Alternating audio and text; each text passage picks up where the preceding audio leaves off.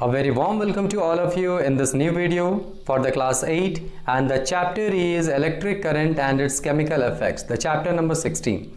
And in this video we will discuss about all the question answers of this chapter with a perfect explanation. लेकिन बच्चों इस chapter का question answers करने से पहले आप इसका एक्सप्लेनेशन वीडियो ज़रूर देख लीजिए, क्योंकि मुझे ऐसा लगता है कि अगर आप एक्सप्लेनेशन वीडियो देख लीजिएगा तो आपके लिए ये क्वेश्चन आंसर्स समझना और भी ज़्यादा ईजी हो जाएगा। ओके, बहुत सारे बच्चे इसको देख भी लिए हैं और उनके लिए ही मैं ये एक नया वीडियो बना रहा हूँ जहाँ पर वो सारे क्वेश्चन आंसर्स को मैच कर सकते हैं। जिन्होंने लिख लिया है वो एक बार मैच ज़रूर कर लें कि आपने जो लिखा है क्वेश्चन आंसर्स वो सही है या नहीं है, और हम इसको आगे प्रोसीड करेंगे। So without wasting the time, take out the pen and copies and start making the notes. So we will discuss about the section A, that is the fill in the blank. The first question is, most liquids that conduct electricity are the solutions of. बच्चों जो liquids electricity conduct करते हैं आखिर वो किस चीज़ के बने होते हैं? वो बने होते हैं नॉर्मली मेरा एसिड्स, बेसिस एंड सॉल्ट्स का। ठीक है, एसिड्स, बेसिस एंड सॉल्ट्स के ही जो सॉल्यूशंस होते हैं या जो लिक्विड्स होते हैं वही कंडक्ट कर सकते हैं। ऐसा इसलिए क्योंकि वो आयंस में कन्वर्ट हो जाते हैं, आयंस में टूट जाते हैं। ओके, चलिए question number 2। Now the question is, the dash the concentration of an ion in the solution, the greater is the conductivity of the solution. अब सेकंड क्वेश्चन ये है कि यहाँ पर आंसर हो जाएगा higher the concentration of N ion. बच्चों ये 4 वर्ड को एक साथ पढ़ना है, कंसंट्रेशन ऑफ एन आयन। अभी मैंने फर्स्ट वाले क्वेश्चन में बताया था कि एसिड्स, बेसिस एंड सॉल्ट जब सॉल्यूशंस में जाते हैं तो वो आयंस में ब्रेक कर जाते हैं। आयंस कहने का मतलब क्या हुआ? अगर मैं आयंस के डेफिनेशन की बात करूं तो मैं ये कह सकता हूं कि एन एटम और group of atom which contains the positive और negative charges on it, it is known as a ions. आप फॉर एग्जांपल बच्चों जैसे एसिड का एग्जांपल अगर मैं बताऊं तो आप लोगों को पता होगा HCl सबसे कॉमन एसिड। जैसे ही ये पानी में जाता है बच्चों ये टूट जाता है H plus plus Cl minus, और यही H प्लस और Cl माइनस को हम आयंस बोलते हैं। जिसके ऊपर प्लस चार्ज रहता है उसको हम कैटायंस बोलते हैं, और जिसके ऊपर माइनस चार्ज रहता है इसको हम एनायंस बोलते हैं। और कैटायंस एनायंस दोनों मिलकर क्या हो जाते हैं? आयंस हो जाते हैं। क्लियर? तो आपने क्लास 7 में पढ़ा ही होगा जिसकी मदद से आप फॉर्मूला बनाते थे। कोई भी प्लस वाला आयंस और माइनस वाले आयंस को आप मिलाकर कुछ फॉर्मूलाज बनाते थे। तो बच्चों ये जो एसिड्स, बेसिस एंड सॉल्ट है ये लिक्विड स्टेट में या फिर मोल्टेन स्टेट में एक्वस सॉल्यूशंस की प्रेजेंस में आयंस में ब्रेक कर जाते हैं, और जितना ज़्यादा आयंस होगा उतना अच्छा कंडक्टिविटी होगा। The higher the concentration of ion the solution, the greater is the conductivity of the solution. मतलब ये आयंस ही रिस्पॉन्सिबल हैं लिक्विड्स में करंट को फ्लो करवाने के लिए। अगर ये आयंस ना रहें तो करंट फ्लो नहीं करेगा। और इसी थीम को ध्यान में रखते हुए यह बात जो मैंने अभी आपको बताई कि आयंस अगर नहीं रहा तो लिक्विड्स में कंडक्टिविटी मतलब इलेक्ट्रिक करंट का फ्लो वो नहीं होगा, बिल्कुल नहीं होगा। इसीलिए आपने क्वेश्चन में देखा होगा why the distilled water do not conduct electricity. Distilled water electricity क्यों नहीं कंडक्ट करता? इसलिए नहीं करता क्योंकि उसमें आयंस नहीं होते हैं। क्लियर है? चलिए मूव करते हैं नेक्स्ट क्वेश्चंस की तरफ। Question number 3, the passage of N electric current through a solution can cause the dash effect. The answer is the chemical effect. बच्चों अगर हम किसी भी करंट को सॉल्यूशन के अंदर से पास करवाते हैं तो उसके अंदर में कुछ केमिकल चेंजेस नजर आते हैं और वही केमिकल इफेक्ट्स को प्रोड्यूस करता है। मूव करते हैं क्वेश्चन नंबर 4 की तरफ। Question number 4, when electric current is passed through the copper sulphate solution, copper gets deposited on the plate connected to the negative terminal of the battery. बच्चों battery आपने देखा होगा, एक नॉर्मल बैटरी जो हम बात करते हैं जैसे टॉर्च सेल का, मान लो कि ये एक टॉर्च सेल का बैटरी है। आपने देखा होगा एक तरफ प्लस एंड होता है, एक तरफ माइनस एंड, ये उसके टर्मिनल्स होते हैं। लेकिन बच्चों जब हम किसी सॉल्यूशन को लेते हैं इसमें भी 2 तरह के रॉड डिप्ट किए रहते हैं, जिसमें से एक पॉजिटिव होता है और एक नेगेटिव होता है। तो जो पॉजिटिव होता है उसको एनोड कहते हैं और जो नेगेटिव होता है उसको कैथोड कहते हैं। तो यहाँ क्वेश्चन में बोला गया है कि अगर हम कॉपर सल्फेट सॉल्यूशन में इलेक्ट्रिक करंट पास करते हैं तो जो कॉपर होगा वो डिपॉजिट होगा उस प्लेट पे जो कि नेगेटिव टर्मिनल से, नेगेटिव मतलब माइनस वाले पे। तो कमेंट करिए माइनस वाले रॉड को किस नाम से जानते हैं? वीडियो को पॉज करिए एंड कमेंट योर आंसर। इसको कहते हैं हम कैथोड, नेगेटिव टर्मिनल को कहते हैं कैथोड। और पॉजिटिव टर्मिनल का नाम क्या है? कमेंट करके अपने आंसर सेक्शन में लिखिए। क्लियर? तो ये जो कॉपर जो डिपॉजिट होता है ये डिपॉजिट होता है नेगेटिव टर्मिनल पे। मूव करते हैं हम लोग क्वेश्चन नंबर 5 की तरफ। Now what is the question number 5? The process in which electricity is used to deposit a thin layer of any desired metal on another metallic object is known as electroplating। अगर electricity से किसी भी layers को, किसी भी metal के layers को दूसरे मेटालिक ऑब्जेक्ट के ऊपर अगर कवर किया जाता है तो इस प्रोसेस को इलेक्ट्रोप्लेटिंग कहते हैं। फॉर एग्जांपल आपने सुना होगा बच्चों की आपके घरों में ज्वेलरीज में जो ज्वेलरीज को लेकर कुछ बातें होती हैं तो मम्मी कहती हैं ये सिल्वर का है और इसके ऊपर सोने का पानी चढ़ा देना है, मतलब एक लेयर चढ़ा देना है। तो सिल्वर भी एक मेटल है और उसके ऊपर हम क्या चाहते हैं, व्हाट वी डिजायर्ड, जो हम चाहते हैं उसको कहते हैं डिजायर्ड। को कौन सा मेटल चाहते हैं, हम चाहते हैं उसके ऊपर सोने का एक लेयर आ जाए। तो ये जो प्रोसेस होगा it is done by the electroplating.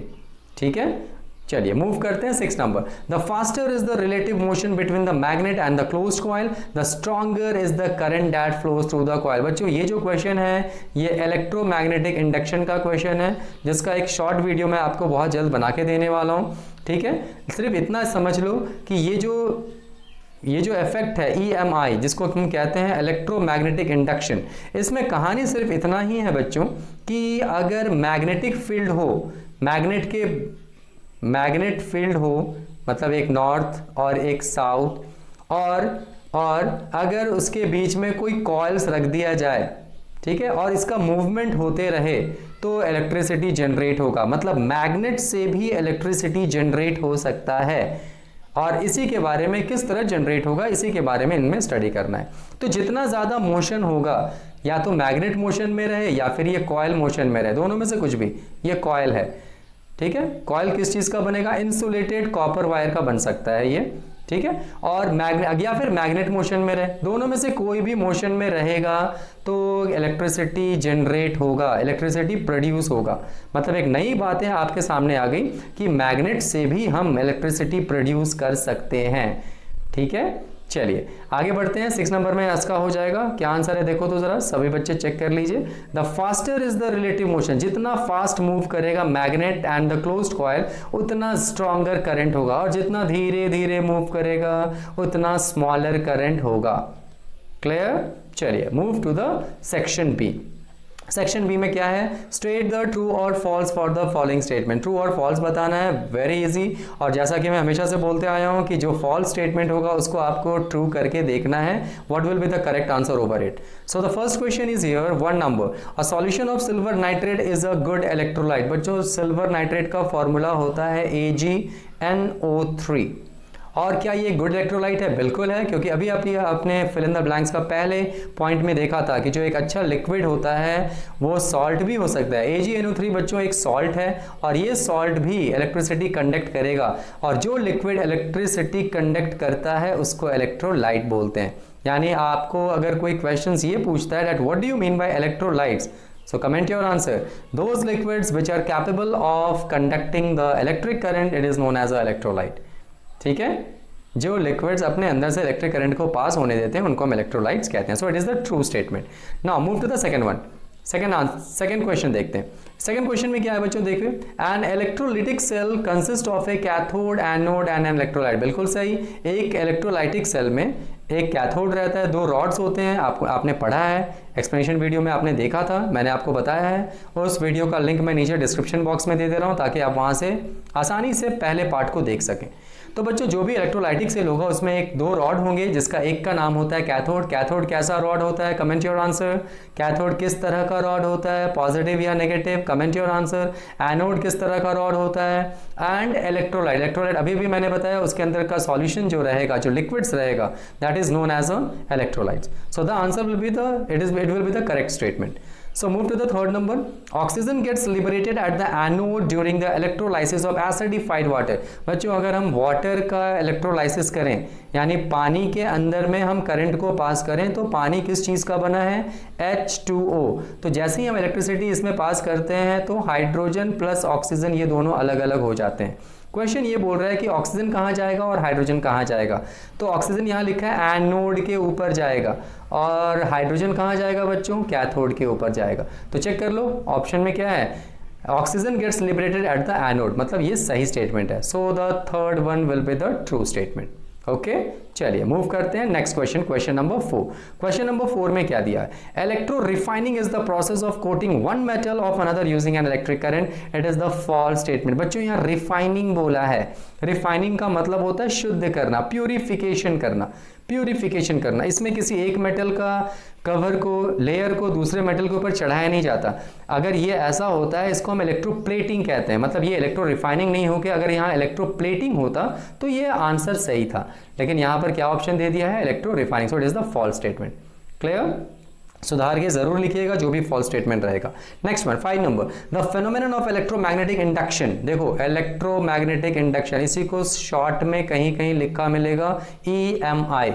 EMI का मतलब इजी मंथली इंस्टॉलमेंट नहीं, electromagnetic induction was discovered by, कौन इसको डिस्कवर किया? और जैसे ही बच्चों इलेक्ट्रोमैग्नेटिक इंडक्शन का नाम आए ना तो समझ लेना मैग्नेट की बात हो रही है, इलेक्ट्रिसिटी की बात हो रही है, मतलब मैग्नेट और या इलेक्ट्रिसिटी कॉइल के मूवमेंट से इलेक्ट्रिसिटी प्रोड्यूस होगा, मैग्नेट के प्रेजेंस से इलेक्ट्रिसिटी प्रोड्यूस होगा, दैट्स इट। तो कौन इसको सबसे पहले डिस्कवर किया था? इसका नाम यहां दिया हुआ है Alessandro Volta. It is the false statement, ये गलत है। इसका सही आंसर है फैराडेज। फैराडेज एंड हेनरी, ये दो साइंटिस्ट थे जिन्होंने सबसे पहले EMI को यानी इलेक्ट्रोमैग्नेटिक इंडक्शन को डिस्कवर किया था। ओके, मूव करते हैं सेक्शन C की तरफ। Take the correct option. The first question is the names of the 4 electrolytes are given below. 4 electrolytes का नाम बच्चों यहाँ दिया हुआ है, कौन कौन सा? Sea water, tap water, nitric acid, oxalic acid. Question यहां पर है, देखो क्वेश्चन ये रहा, out of these the weak electrolytes are the ones labelled as. इसमें से वीक इलेक्ट्रोलाइट्स कौन है? बच्चों वीक इलेक्ट्रोलाइट्स वो इलेक्ट्रोलाइट्स होते हैं जिसमें करंट थोड़ा धीरे धीरे पास होता है, और स्ट्रॉन्ग इलेक्ट्रोलाइट्स वो होते हैं जिसमें करंट बहुत स्ट्रांगली पास होता है या कंडक्ट करता है। और कोई भी लिक्विड कंडक्ट कब करेगा, करंट को कंडक्ट कब करेगा? मैंने आपको बताया था अभी अभी फिल इन द ब्लैंक्स में, जिसमें जितना ज़्यादा आयंस होगा उतना ज़्यादा वो अच्छा कंडक्टर माना जाएगा लिक्विड्स के रूप में, और जितना कम आयंस होंगे उतना कम वो कंडक्टिविटी शो करेगा। तो बच्चों इसमें वीक पूछ रहा है, मतलब कौन कम करेगा? तो चेक कर लो, जो टैप वाटर होता है और ऑक्सैलिक एसिड होता है ये थोड़े वीक इलेक्ट्रोलाइट्स होते हैं, क्योंकि अगर ये हम इसके अंदर हम करंट पास करेंगे तो बहुत ही कम अमाउंट में करंट पास होगा। Sea water and nitric acid they are the strong electrolytes. तो आंसर देखो B एंड D कहीं है, ये वाला option B and D is the correct answer. Move करते हैं क्वेश्चन नंबर 2 की तरफ। Electrolytes conduct electricity due to the movement of. चलिए आप ही मुझे बताइए, अभी अभी मैंने बताया इलेक्ट्रोलाइट्स वो लिक्विड्स होते हैं जहां जो इलेक्ट्रिसिटी को कंडक्ट करते हैं। अब आप मुझे बताइए कौन सा लिक्विड्स इलेक्ट्रिसिटी कंडक्ट करेगा? जिसके अंदर आयंस होंगे, और आयंस किस तरह के चार्जेस के होते हैं?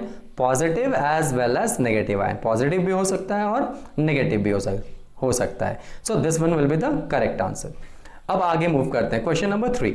The electrode connected to the positive terminal of a battery is known as. आपको मैंने बताया था बच्चों की जब हम कोई भी इलेक्ट्रोलाइटिक सेल लेते हैं उसमें 2 रॉड होता है, वो रॉड जो पॉजिटिव की तरफ जुड़े हुए रहते हैं उसका क्या नाम है? उसका नाम है बच्चों एनोड। अभी अभी मैंने कमेंट किया था anode. So this one will be the correct answer. तो आप क्या मुझे बता सकते हैं कि जो रॉड नेगेटिव एंड्स की तरफ जुड़े रहते हैं उनका नाम क्या है? कमेंट जरूर करिए ताकि मुझे पता चले कि आप सच में ये सारी चीज़ें समझ रहे हैं या नहीं। ओके, चलिए मूव करते हैं नेक्स्ट क्वेश्चन की तरफ। Question number 4। The phenomenon of decomposition of an electrolyte when electricity is pass through it. जब बच्चों किसी भी इलेक्ट्रोलाइट्स में करंट पास होता है और वो टूटता है तो इस प्रोसेस को क्या कहते हैं? इसको हम कहते हैं इलेक्ट्रोलाइसिस। मतलब इलेक्ट्रोलाइसिस का डेफिनेशन अगर देना है तो आप यहीं से डेफिनेशन याद कर लीजिएगा। The electrolysis is the process by which the electrolytes can be decomposed when the electricity is pass through it. Is it clear? Fine. Moving to the next question, question number 5. The question is the process of coating of iron with the chromium is known as। देखो बच्चों यहाँ पर chromium है और chromium के ऊपर में, chromium एक मेटल होता है और उसके ऊपर में हमें आयरन का कोटिंग करना है। मान लो ये एक रॉड है क्रोमियम का, इसके ऊपर में आयरन का कोटिंग कर दें। तो ये जो प्रोसेस किया जाता है, उसका जो पानी चढ़ाया जा रहा है, उसका जो लेयर चढ़ाया जा रहा है, इसको हम इलेक्ट्रोप्लेटिंग कहते हैं। Clear? Now we will move to the section D। Okay, section D में सबसे पहला क्वेश्चन है, it is the answer the following questions in brief. The first question is state the appropriate term used for the liquid और solution which can conduct electricity. एक ऐसा term बोलिए उस liquid के बारे में, यानी उस लिक्विड को क्या कहते हैं? अभी अभी मैंने आपको बताया इलेक्ट्रोलाइट्स, और उसका डेफिनेशन बता सकते हैं, लिक्विड्स और solutions that are able to conduct electricity are known as electrolytes. Clear है? Second question, distinguish between the strong and weak electrolytes, give two examples of which. मैंने आपको एक्सप्लेन कर ही दिया है पहले, और देख लीजिए आप लोगों का क्या आंसर यहाँ पर है। देखिए स्ट्रॉन्ग इलेक्ट्रोलाइट्स, आप चाहें तो 2 कॉलम बना के भी बना सकते हैं, स्ट्रॉन्ग इलेक्ट्रोलाइट्स यहाँ और वीक इलेक्ट्रोलाइट्स यहाँ, ऐसे भी करके आप लिख सकते हैं। मैंने इस तरह करके दिखाया है, ठीक है। तो क्या मैंने दिया, पहला स्ट्रॉन्ग इलेक्ट्रोलाइट्स के बारे में, those electrolytes that ionize completely, मतलब पूरा पूरा वो आयोनाइज हो जाता है, और जब ज़्यादा आयोनाइज होगा तो ज़्यादा नंबर ऑफ आयंस होंगे। फ्री मोबाइल आयंस, मोबाइल का मतलब होता है मूवमेंट, याद रखिए, आपने सुना होगा मोबाइल पुलिस, मतलब वो पुलिस जो मूव करते रहती है पीसीआर वैन में। उसी तरह मोबाइल आयंस जो, यानी वो आयंस जो मूव करते रहते हैं, it is known as a strong electrolyte. और क्या है, strong electrolytes conducts electricity very well. जो स्ट्रॉन्ग इलेक्ट्रोलाइट्स होते हैं उनमें इलेक्ट्रिसिटी बहुत ही अच्छे से पास होता है। एग्जाम्पल देखिए, sea water, nitric acid, these are the examples of the strong electrolytes. Moving to the next point, we will discuss about the weak electrolytes. अब वीक इलेक्ट्रोलाइट्स में चेक करिए बच्चों, वीक इलेक्ट्रोलाइट्स में क्या दिया हुआ है, those electrolytes that are partially ionised and contains a small amount of the free mobile ions in it are called the weak electrolytes. वैसे इलेक्ट्रोलाइट्स जो बहुत ही कम आयोनाइज्ड होते हैं, आयोनाइज्ड मतलब उसमें आयंस बहुत ही कम रहते हैं, इनको हम कहते हैं वीक इलेक्ट्रोलाइट्स, ठीक है। और उसमें कम आयंस होंगे तो कम मूवमेंट होगा, और जिसके चलते करंट तो जो होगा वो थोड़ा सा कम पास होगा। और weak electrolytes are unable to conduct electricity very well, मतलब ये बहुत अच्छे से इलेक्ट्रिसिटी कंडक्ट नहीं करते, थोड़े बहुत अमाउंट में इलेक्ट्रिसिटी कंडक्ट करते हैं। एग्जांपल्स देख कर लीजिए, acetic acid, tap water, oxalic acid, ये सारे एग्जांपल्स आप दे सकते हैं किसमें, वीक एसिड में या वीक इलेक्ट्रोलाइट्स में। सिर्फ एसिड ही नहीं बच्चों, वीक इलेक्ट्रोलाइट्स में भी वो आंसर आप दे सकते हैं। मूव करते हैं क्वेश्चन नंबर 3 की तरफ। The next question is question number 3, name the device that converts। उस डिवाइस का नाम बताना है जो कि केमिकल एनर्जी को इलेक्ट्रिकल एनर्जी में कन्वर्ट करता है। बच्चों उसका आंसर है बैटरी और सेल। आपको मालूम है कि बैटरी के अंदर में आपका केमिकल्स भरे हुए रहते हैं which are capable of converting the chemical energy into the electrical energy. Moving to the next point, mechanical energy into electrical energy, the answer is the generator. Mechanical energy कहने का मतलब उसको अपने हाथों से थोड़ा मूवमेंट करना पड़ेगा। जैसे आप देखते हो कि जनरेटर जो पंडाल में लगा रहता है, शादी के पंडाल में, वहाँ होता क्या है, कुछ लोग हाथ से पकड़ के उसके हैंडल को पहले घुमाते हैं, है ना, और घुमाने के बाद उसको इलेक्ट्रिसिटी में आप देखते हो वो कंडक्ट करना शुरू कर देता है। जितना ज़्यादा स्पीड रहेगा उतना अच्छा करंट फ्लो करेगा, और जितना धीरे धीरे वो चलेगा उतना कम करंट जो होगा वो कंडक्ट करेगा। यानी मोशन बहुत ज़्यादा होना चाहिए। तो क्या आप बता सकते हैं कि अगर मोशन स्टॉप हो जाए तो will the generator will conduct electricity और नॉट? कमेंट योर आंसर, देखते हैं कितने बच्चों को समझ में आ रहा है। Can generator conduct the electricity if their motion can get stopped? If yes, then comment your answer over here. Moving to the next question, name the scientists who introduced the scientific world to the। उन scientist का नाम बताना है जिन्होंने ये introduce किया। कौन कौन? Voltaic cell. बच्चों देखो, वोल्टाइक सेल को इंट्रोड्यूस करने वाले हमारे थे एलेजांड्रो वोल्टा। पेन पिकअप कर लेता हूँ, इनका नाम है बच्चों एलेजांड्रो वोल्टा। वोल्टाइक सेल को सबसे पहले देने वाले एलेजांड्रो वोल्टा। और दूसरा कौन? Phenomenon of electrolysis. यानी इलेक्ट्रोलाइसिस क्या होता है, वो प्रोसेस जिसमें आयंस ब्रेक होते हैं, ये कौन दिया था? Faraday. And the third one, phenomenon of electromagnetic induction, short में क्या बोलते हैं? EMI। कौन दिया? अभी भी मैंने बताया था आपको ट्रू फॉल्स में, जहाँ फॉल्स स्टेटमेंट था। The answer this phenomenon is given by the Faraday and Henry. Faraday और हेनरी ने, इन साइंटिस्ट ने इस फेनोमेनन को सबसे पहले यहाँ बताया था। क्लियर? मूव करते हैं क्वेश्चन नंबर 5 की तरफ। अब क्वेश्चन नंबर 5 में चेक कर लीजिए बच्चों, एक सेटअप दिया हुआ है और इस सेटअप को ध्यान से देखिए और इनको समझने की कोशिश करिए। ये है क्वेश्चन नंबर 5। एन इलेक्ट्रोड ए, एक इलेक्ट्रोड ए है, देखो ये रहा ए, है ना, इस रॉड का नाम है ए, और is connected to the positive terminal of the battery. देखो ये वाला कहाँ कनेक्टेड है, ये रॉड देखो यहाँ प्लस साइन दिया हुआ है, यानी ये पॉजिटिव साइन के ऊपर कनेक्टेड है। और जो दूसरा रॉड है electrode B, it is get connecting over the negative terminal, मतलब ये नेगेटिव साइन के ऊपर कनेक्टेड है। अब क्वेश्चन, और कौन सा सॉल्यूशन लिया गया है यहाँ पे? टैप वाटर लिया गया है। This one is the tap water. Tap water कैसा इलेक्ट्रोलाइट होता है? Comment your answer over here. Tap water कैसा होता है? It is a weak electrolyte. अब ये सेटअप दे दिया, अब क्वेश्चन यहां से शुरू है, A B and C. Give the names of the electrodes A and B. चलो आप ही मुझे बता दो, आंसर देखने से पहले आप ही बता दो। इलेक्ट्रोड्स ए जो है वो पॉजिटिव की तरफ जुड़ा है, तो जो रॉड पॉजिटिव से जुड़ा होता है बैटरी का, उसका क्या नाम होता है? Comment your answer. Video pause करिए, कमेंट करिए। जो इलेक्ट्रोड्स नेगेटिव से होता है उसको बी कह रहे हैं, उसका क्या नाम होगा? बताइए, कमेंट करिए, कोशिश तो करिए। चलिए मैं बता देता हूँ। इलेक्ट्रोड से जो पॉजिटिव की तरफ होगा उसका नाम एनोड होगा, इलेक्ट्रोड्स बी जो नेगेटिव से जुड़ा हुआ है उसका नाम कैथोड होगा। ठीक है। अच्छा, ये प्रोसेस क्या हो रहा है, इसमें हम टैप वाटर में यानी पानी जो है, नल का पानी जो है, इसके अंदर से हम करंट को पास कर रहे हैं। तो बच्चों इस प्रोसेस को ही तो हम कहते हैं इलेक्ट्रोलाइसिस, पानी का इलेक्ट्रोलाइसिस कर रहे हैं। तो हो गया सेकंड आंसर भी सही। Name the process associated with the circuit shown here, the name is the process का नाम है इलेक्ट्रोलाइसिस ऑफ वाटर। अब बताओ पानी है टूटेगा कैसे, H2O होता है, H2O में अगर वाटर इलेक्ट्रिसिटी पास कराएं तो क्या होगा, H2 + O2। कौन कौन सा गैस टूटेगा, हाइड्रोजन एंड ऑक्सीजन। तो कौन कौन सा गैस, ए में कौन सा होगा, बी में कौन सा होगा, यही बताना है। चलिए चेक करते हैं इसका आंसर क्या है। देखिए electrode A anode, positive, cathode negative, B number electrolysis of water, और सी नंबर में देखिए ए में आपका ऑक्सीजन गैस है, बच्चों, और बी में आपका हाइड्रोजन गैस है।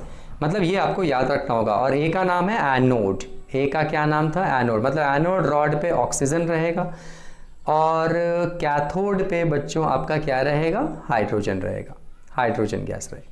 अगर एग्जाम में कभी भूल गए, अब यहाँ एक ट्रिक समझ लीजिए, अगर एग्जाम में कभी भूल गए कि एनोड पे हाइड्रोजन था या ऑक्सीजन था, तो आप ऐसे समझ सकते हैं बच्चों, एनोड कैसा होता है, टर्मिनल याद रहेगा, पॉजिटिव टर्मिनल, और आपको मालूम है ऑक्सीजन O2- यानी यह नेगेटिव साइन होता है, तो नेगेटिव वाला ही तो पॉजिटिव की तरफ जाएगा। देखो तो दोनों अलग अलग चार्जेस हैं, unlike charges attract each other. अगर दोनों सेम चार्जेस होते तो क्या होता, they will repel each other, यानी ऑक्सीजन चुपचाप निकलेगा और पॉजिटिव रॉड की तरफ चला जाएगा, क्योंकि पॉजिटिव रॉड उसको अट्रैक्ट करेगा। In the similar manner hydrogen जो होगा बच्चों, उसका साइन क्या होता है, H+, और कैथोड का साइन क्या होता है, ये नेगेटिव टर्मिनल है, तो ये पॉजिटिव उठेगा और नेगेटिव के पास चला जाएगा। तो ऐसे भी आप याद रख सकते हैं। सिर्फ आपको ये याद रखना है कि एनोड का साइन होता है पॉजिटिव और कैथोड का साइन होता है नेगेटिव। क्लियर? कितने बच्चों को समझ में आ गया ये चीज़, वो अपना नाम और किस प्लेस से हैं ज़रूर कमेंट करके बताइए।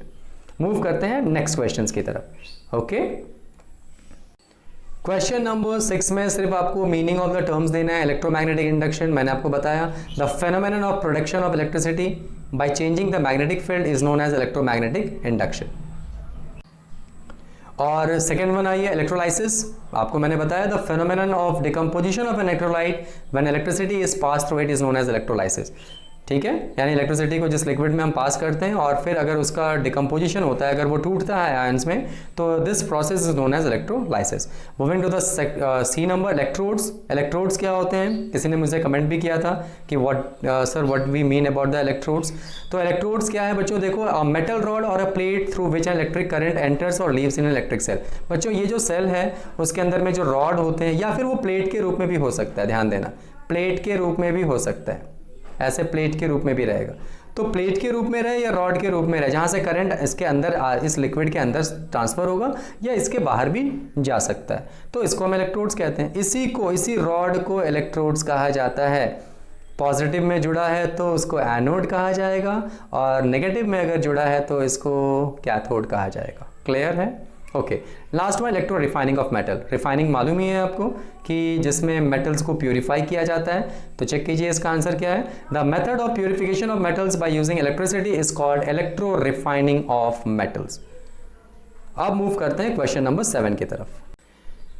क्वेश्चन नंबर 7 में हम लोग आ गए हैं, और क्वेश्चन नंबर 7 में आप चेक कर सकते हैं, state 3 uses of the phenomenon of electrolysis.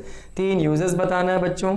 तो इसका यूजेस है extraction of metals from the ores, मतलब अगर हम एल्युमिनियम निकालना चाहते हैं, आयरन निकालना चाहते हैं, तो जिस कंपाउंड से हम निकाल रहे हैं प्रॉफिटेबली उसको हम ओर्स कहते हैं। तो ये काम किया जाता है इलेक्ट्रोलाइसिस के द्वारा।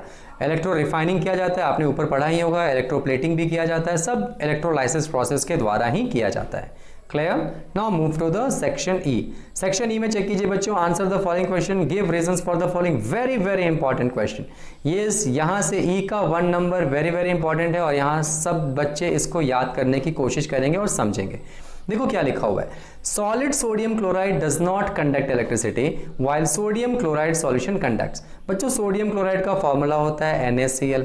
जब ये सॉलिड होता है तो इसके ऊपर कोई आयंस नहीं रहता, लेकिन जैसे ही मैंने इसमें पानी डाल दिया, इसका सॉल्यूशन बना दिया, तो ये टूट जाएगा। किसमें? Na के ऊपर एक चार्ज होता है सिंगल प्लस और फिर Cl माइनस। मतलब इसका ये जो NaCl शुरू में सॉलिड था वो पानी में जाते ही आयंस के रूप में कंडक्ट कर जाएगा। और आपको मालूम ही है कि जैसे ही आयंस बन गया इलेक्ट्रिसिटी कंडक्ट होना शुरू हो गया। It means that the presence of the ions leads to the conductivity of the electric current, whereas the absence of ion makes it insulative.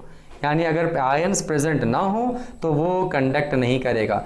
तो मुझे उम्मीद है कि आपको आंसर मिल गया होगा कि ये जो NaCl है इसमें आयंस नहीं है, सो दैट्स वाई कौन से स्टेट में था, ये सॉलिड स्टेट में था, इसीलिए सॉलिड स्टेट में ये कंडक्ट नहीं करता। लेकिन जैसे ही पानी में गया ये कंडक्ट करना शुरू कर देता है। क्यों? क्योंकि ये आयंस के रूप में कन्वर्ट हो जाता है। क्लियर? चलिए तो चेक करते हैं इसका आंसर क्या लिखा हुआ है। Now what I have written in the answer is in solid sodium chloride the sodium and chloride ions are not separated and hence their movement is not possible. इसलिए इस आयंस का मूवमेंट पॉसिबल नहीं होता तो conduct नहीं करेगा। But when the sodium chloride is added in water to form sodium chloride solution then the sodium and chlorine ions get form. देखो ions बन गया और आयोनाइज्ड और डिसोसिएटेड सबका मीनिंग एक ही है। सेपरेटेड बोलो, आयोनाइज्ड बोलो, सेपरेटेड बोलो, आयोनाइज्ड बोलो या डिसोसिएटेड बोलो। मतलब NaCl जो था वो सेपरेट होके अलग अलग हो गए, क्या बन गया? Na+ या Cl- बन गया। क्लियर? तो बच्चों ये जब आयंस बन गया तो आपका ये कंडक्ट करना शुरू कर देगा। तो and the movement of the ions with the solution that conducts the electricity. Clear है? चलिए मूव करते हैं next question. It is not safe to carry out electrical repairs outdoors during a heavy downpour. Downpour का मतलब बारिश बाबू। बारिश होने पर आप बाहर में इलेक्ट्रिसिटी का रिपेयर नहीं करते, सबको मालूम है, क्योंकि water is a good conductor of electricity. अगर ऐसा करेंगे तो जो हमारा इलेक्ट्रीशियन होगा उसको झटके लग सकता है या शॉक लग सकता है। तो लिखा मैंने ड्यूरिंग द डाउनपोर, डाउनपोर मतलब raining. So during the downpour it is not safe to carry out the electrical repairs outdoors because the rain water is a good conductor of electricity and it can give electrical shock to the electrician. Electric shock वो दे सकता है। Move करते हैं next section, question number C की तरफ। To carry out the electrolysis of the water a few drops of sulphuric acid are carefully added to the water. बच्चों ये क्वेश्चन भले ही आपको 8 में दे दिया गया हो लेकिन 10 में भी इसको पढ़ना है, क्लास 10 में। तो जानने की कोशिश करिए। हमने पानी लिया, अब आप मुझे बताओ पानी लेंगे तो नल से ही लेंगे ना, और वो पानी जो होगा वो कैसा होगा? वीक इलेक्ट्रोलाइट्स होगा या स्ट्रॉन्ग इलेक्ट्रोलाइट्स? Weak electrolytes. अभी अभी आपने पढ़ा है। अब वीक इलेक्ट्रोलाइट्स है तो क्या वो इलेक्ट्रिसिटी को ज़्यादा कंडक्ट करेगा या थोड़ा कम कंडक्ट करेगा? कम कंडक्ट करेगा। तो अगर कम कंडक्ट करेगा तो जल्दी जल्दी इलेक्ट्रोलाइसिस नहीं होगा। तो हम क्या करते हैं, उसके अंदर थोड़ा सा सल्फ्यूरिक एसिड का ड्रॉप्स मिला देते हैं। इससे क्या हो जाएगा? कंडक्टिविटी बढ़ जाएगा। तो वही मैंने लिखा है, sulphuric acid breaks into ions. यानी सल्फ्यूरिक एसिड का फॉर्मूला होता है बच्चों H2SO4, और जैसे ही इसमें पानी डालेंगे ये टूट जाएगा। H+2 लगाएंगे बैलेंस करने के लिए और प्लस SO4 2-। जिन बच्चों को ये चार्जेस नहीं मालूम हैं वो बच्चे सबसे पहले ये फॉर्मूला बनाना सीख लीजिए। अगर 8 में नहीं सीखे ना तो 9 में फंसने के 100% चांस है। फिर बाद में मत बोलना कि ASP सर ने बताया नहीं था। चलिए आगे बढ़े। Now move to the next one. So ये आयंस में टूटने के बाद it increases the conductivity of water, यानी वाटर में ये कैपेसिटी आ जाती है कि वो करंट को अच्छे से फ्लो करवा सके। मूव करते हैं सेक्शन डी की तरफ। Kitchen gas burners are often coated with the chromium. आपने देखा होगा बच्चों कि आपके घर में जो गैस बर्नर होता है, अरे गैस का चूल्हा जो होता है उसका जो बर्नर होता है कितना चमकता है। क्यों चमकता है? वो इसलिए चमकता है बच्चों क्योंकि वो जो गैस बर्नर होता है उसके ऊपर क्रोमियम मेटल का एक कोटिंग लगा हुआ रहता है। क्रोमियम का कोटिंग उसको चमकाने में भी यूज़ होता है, यानी उसके ब्राइटनेस के लिए, उसके शाइनी अपीयरेंस के लिए, साथ ही साथ उसको स्ट्रेंथ भी देता है और उसमें ज़्यादा जंक नहीं लगता, कोरोजन नहीं होता। कोरोजन मतलब जंक या स्क्रैचेस नहीं आते। तो देखो मैंने वही लिखा हुआ है, देखिए मैंने क्या लिखा है, kitchen gas burners are often coated with the chromium which not only provide the shiny appearance but also helps to give the strength, avoid corrosion and effects of the wear and tear and scratches. wear and tear मतलब थोड़ा उसमें जो scratches आ जाते हैं वो सब उसमें आना बंद हो जाएंगे या वो नहीं होते हैं, इसलिए वो क्रोमियम को उसके शाइनी अपीयरेंस और स्ट्रेंथ के लिए दिया जाता है। क्लियर? चलिए मूव करते हैं नेक्स्ट क्वेश्चन की तरफ। Question number 2। 3 तरह का सेटअप दिया हुआ है बच्चों। अब आपको ये 3 तरह का सेटअप देके बोला गया है, क्वेश्चंस यहाँ पर है, ध्यान दो, क्वेश्चंस तो सिर्फ इतना ही है, ए बी और सी, सेटअप ये है। सेटअप मैं आपको समझा देता हूँ बच्चों। एक तरह का ये सेटअप है, 2 रॉड दिया हुआ है और इस रॉड में इलेक्ट्रोलाइट दिया हुआ है सोडियम क्लोराइड का, दूसरा इलेक्ट्रोलाइट दिया हुआ है एसिटिक एसिड का, और तीसरा दिया है डिस्टिल्ड वाटर। अब ये तीनों इलेक्ट्रोलाइट्स को देखकर ही आपको बताना है कि बल्ब किस में जलेगा और किस में नहीं। और Na सोडियम क्लोराइड मतलब NaCl स्ट्रॉन्ग इलेक्ट्रोलाइट बच्चों, ये स्ट्रॉन्ग इलेक्ट्रोलाइट है। ये जो एसिटिक एसिड होता है ये वीक इलेक्ट्रोलाइट्स है। और डिस्टिल्ड वाटर में कोई आयंस ही नहीं रहते, मतलब ये सिंपली वाटर ही है जो कि करंट फ्लो नहीं करेगा। अब इतना समझ अगर आप गए हैं तो पहला क्वेश्चन का आंसर बताइए। इन विच सेटअप का नाम यहाँ है, देखो, setup A, setup B, setup C. तो in which setup will the bulb will glow brightest, सबसे ज्यादा तेज में बल्ब कौन जलेगा? क्या स्ट्रॉन्ग इलेक्ट्रोलाइट्स में, वीक इलेक्ट्रोलाइट्स में, या वाटर में? बताओ किस में जलेगा? जिसमें ज्यादा आयंस होंगे। स्ट्रॉन्ग इलेक्ट्रोलाइट्स किसको कहते हैं? SE मतलब स्ट्रॉन्ग इलेक्ट्रोलाइट्स किसको कहते हैं? जिसमें ज्यादा आयंस प्रोड्यूस होते हैं। तो मेरे ख्याल से सेटअप ए सही आंसर होगा। In which setup will the glow of the bulb be quite dim, किसमें डिम लाइट जलेगा, थोड़ा कम जलेगा?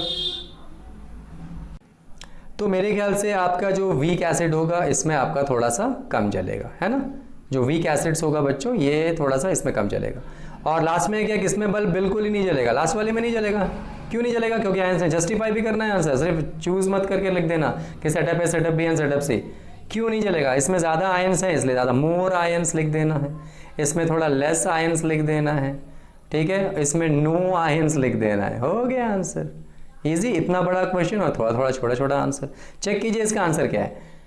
देखो, in setup A the bulb will grow the brightest, setup A में बल्ब सबसे ज्यादा, आपने जो आंसर बताया वही मैंने लिखा है। It is because the presence of sodium chloride which is strong electrolytes, as a result there will large number of ions and it will conduct more electricity. वही आंसर, मतलब इसमें ज्यादा आयंस बनते हैं और इसलिए इलेक्ट्रिसिटी ज्यादा कंडक्ट होगा। सेकंड नंबर, डिम किस में जलेगा? In setup B the bulb will be quite dim because of the presence of acidic acid which is a weak electrolytes, as a result there will be the small number of ions and will it conduct less electricity.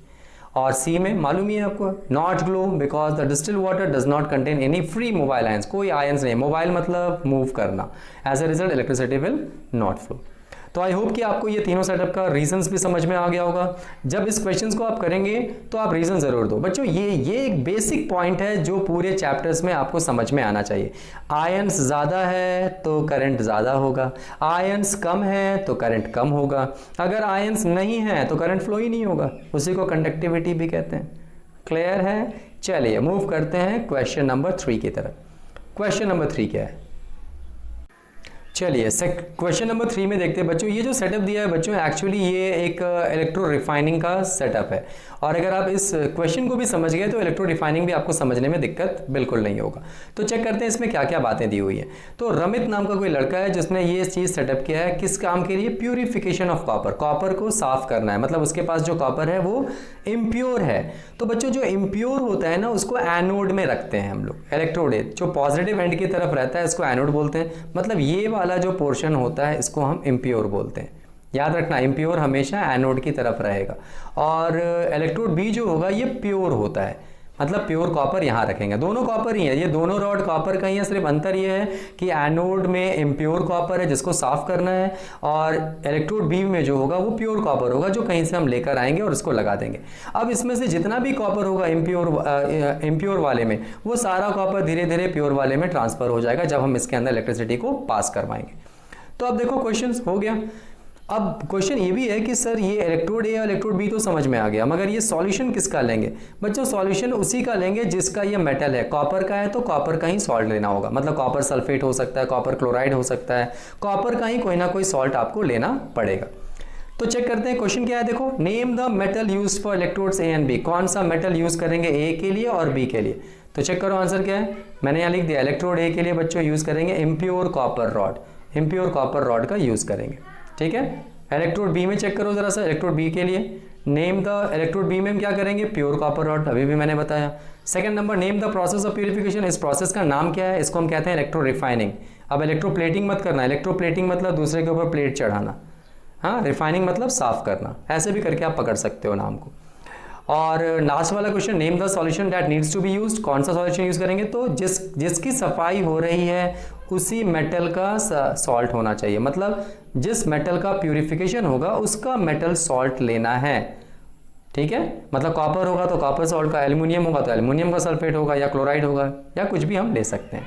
Generally sulphate लेकर लोग करते हैं। Clear है? चलिए move करते हैं next questions की तरफ। Question number 4। क्वेश्चन